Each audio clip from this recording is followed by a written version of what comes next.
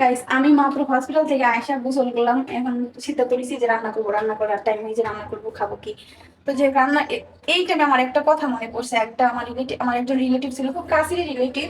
উনি আমার একটা কথা বলছে কি যে এত টাকা দিয়ে নার্সিং করছে, এখন বেতন পাও কত। আমার বেতনের কথা জিজ্ঞেস করে যে আমি বেতন পাই কত। তা আমি আমার বেতনের কথা বললাম যে আমি এত টাকা বেতন পাই। উনি আমার উত্তর দিছে কি জানেন?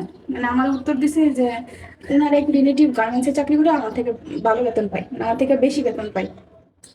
তখন আমি কথাটা শুনে না আমার কষ্ট লাগলো, আমি চুপ করে রইলাম। মানে আবার একটু হাসিও পাইলো, যে মনে মনে চিন্তা করলাম মানে কি একটা কথা বললো, মানে কি সে সাথে কি মিলাইতেছে।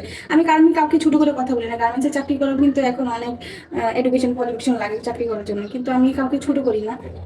কিন্তু আমার এই কথা বললাম, আমি না অনেকক্ষণ চুপ করে থেকে বললাম, মানে কোনো কিছু বলি না। আমি তখন অনেক কষ্ট লাগলো যে মানে কি একটা কথা বললাম, মানে যে আমি বেতন পাই কয় টাকা, ওনার রিলেটিভ তার থেকে আমি ভালো বেতন পাই। মানে আমার খুবই কষ্ট লাগলো বিষয়টা শুনে। আবার একটা আমি মনে মনে চিন্তা করলাম যে টাকা তো মানুষ ভিক্ষে করেও কামায়, তাই বলে কি সম্মান আর টাকা এক হইলো? আহ এই জন্যই আমি বলি যে যদি তর্ক যদি করতেই হয় শিক্ষিত লোকের সাথে করেন, জিততে যদি নাও পারেন উনি কিছু শিখতে পারবেন।